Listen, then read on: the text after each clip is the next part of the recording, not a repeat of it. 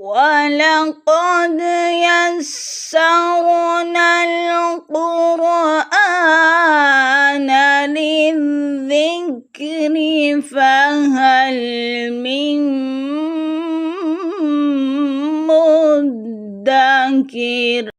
اور بے شک ہم نے قرآن کو نصیحت کے لیے آسان کر دیا ہے، تو ہے کوئی نصیحت لینے والا؟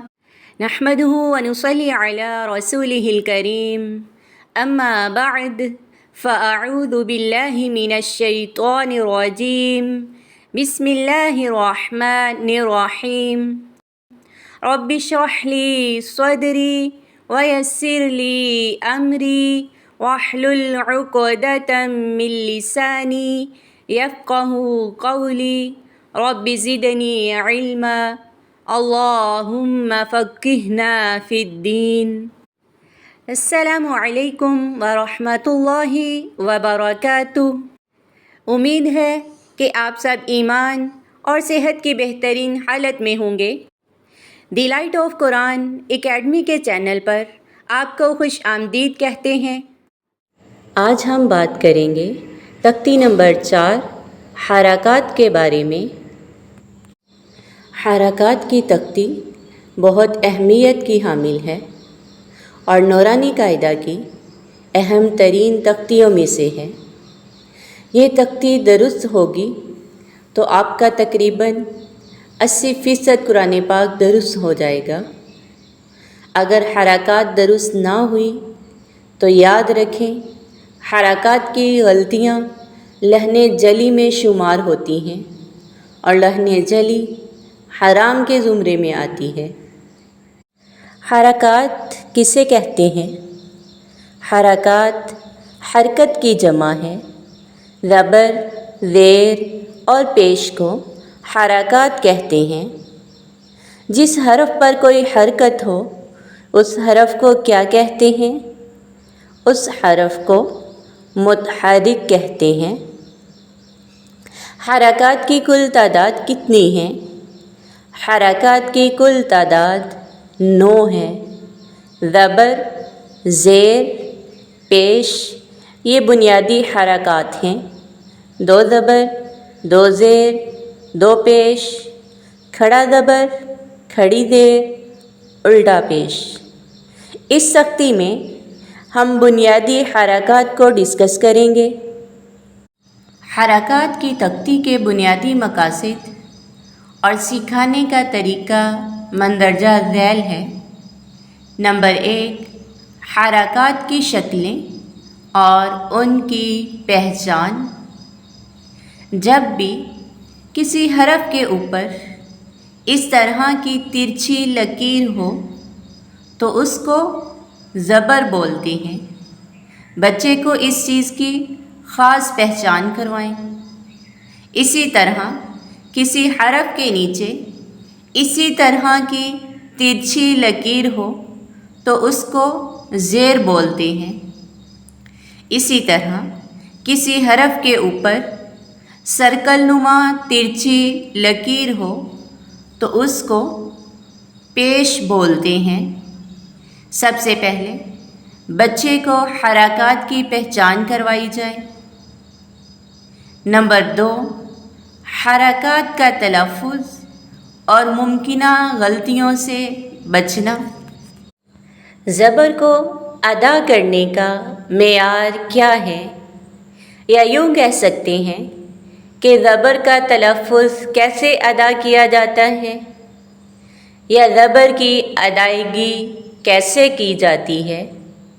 زبر کو ادا کرتے وقت منہ کو کھول کر آواز کے ساتھ ادا کیا جاتا ہے، جیسے با زبر با، تا زبر تا، سا زبر سا۔ زبر کو ادا کرتے وقت کن چیزوں کا خیال رکھنا چاہیے؟ یا زبر کو ادا کرتے وقت کتنی چیزوں سے بچنا چاہیے؟ نمبر 1، لمبا کرنے سے بچیں۔ با کی بجائے با، تا کی بجائے تا پڑھنا غلط ہے۔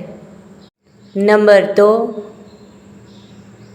جھٹکا دینے سے بچیں، جیسے با تا سا کی بجائے با تا سا، یہ پڑھنا غلط ہے۔ زیر کو ادا کرنے کا کیا معیار ہے، یا زیر کی ادائیگی کیسے کی جاتی ہے؟ زیر حرف کے نیچے ہوتی ہے۔ زیر کو ادا کرتے وقت منہ کو نیچے کی طرف جھکا کر آواز کے ساتھ ادا کرنا، جیسے بی تی سی۔ پیش کو ادا کرنے کا کیا معیار ہے، یا پیش کی ادائیگی کیسے کی جاتی ہے؟ پیش کو ادا کرتے وقت ہونٹوں کو گول کر کے آواز کے ساتھ ادا کرنا۔ اگر آپ ہونٹ گول نہیں کریں گے تو پراپر طریقے سے پیش کی ادائیگی نہیں ہو سکے گی، جیسے بو تو سو۔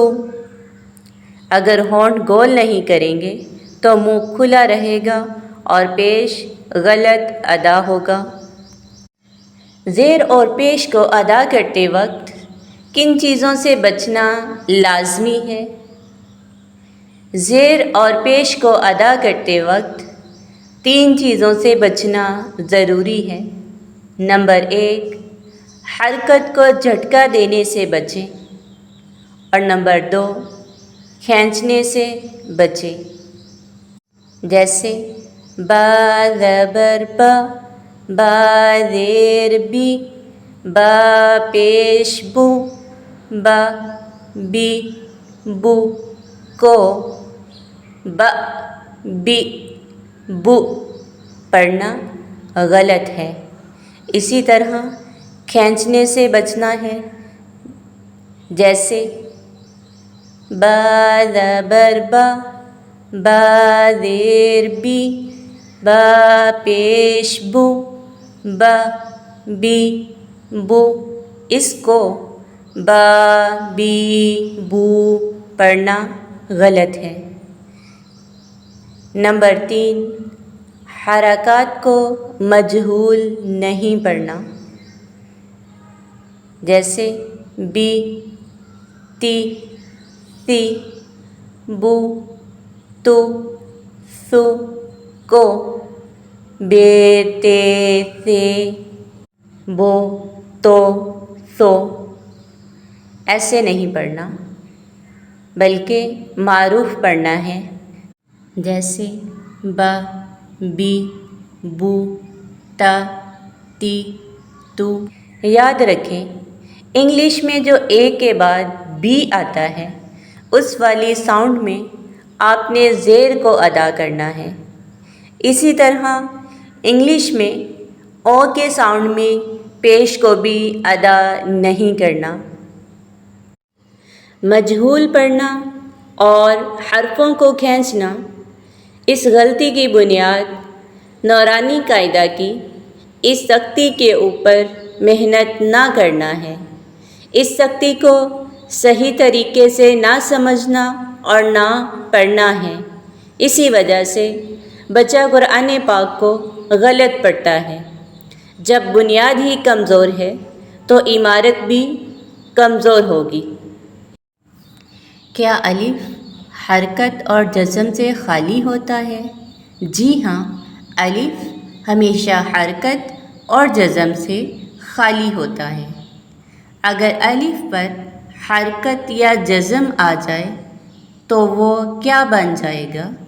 اگر الف پر حرکت یا جزم آ جائے تو الف حمزہ بن جائے گا، جیسے حرکات کی تختی کا آغاز ہو رہا ہے، حمزہ زبر آ، حمزہ زیر ای، حمزہ پیش او۔ اس کو الف نہیں پڑھیں گے، حمزہ پڑھیں گے۔ نمبر 3، ہجے اور رواں پڑھنا۔ ایسا نہیں کرنا کہ بچے کا سبق صرف ہجوں کے ساتھ سنا جائے، رواں پڑھنا تو بچے کو آ ہی جائے گا۔ ایسا نہیں کرنا۔ ہجے تو آسانی کے لیے ہیں، اصل رواں ہیں۔ ہجے کے بعد بچوں سے رواں سنا جائے، جیسے با، تا، ثا۔ درمیان درمیان میں بچے سے پوچھا جائے، تا کے زبر کے ساتھ تلفظ کیا ہوگا، فا کی زبر کے ساتھ تلفظ کیا ہوگا، جیم کی زیر کے ساتھ تلفظ کیا ہوگا، حمزہ کے اوپر پیش کے ساتھ تلفظ کیا ہوگا۔ نمبر 4، زیر کی صورت میں موٹے حروف پر توجہ دینا، جیسے تی، تھوئی۔ ایسا نہ ہو کہ بچہ دونوں کو تا ہی پڑھتا رہے۔ زیر کی صورت میں موٹے حروف کا خاص خیال رکھا جائے۔ پانچواں اور آخری مقصد ہم آواز حروف کی صحیح ادائیگی کرنا۔ ثا، سین، صاد جب متحرک ہوں تو ان کی ادائیگی کا یعنی ان کے تلفظ کا خاص خیال رکھا جائے، جیسے ثا، سا، صا۔ ایسا نہ ہو کہ بچہ تینوں کو سا ہی پڑھتا رہے۔ اگر آپ کو ہماری ویڈیو پسند آئے تو کامنٹ باکس میں اپنی رائے کا اظہار ضرور کیا کریں۔ آپ کی رائے ہمارے لیے بہت قابل احترام ہوگی، اس سے ہمارا حوصلہ بلند ہوگا۔ ویڈیو کو لائک کریں، شیئر کریں، اپنا بہت سارا خیال رکھیں، سلامت رہیں، خوش رہیں، امن میں رہیں، حفاظت میں رہیں۔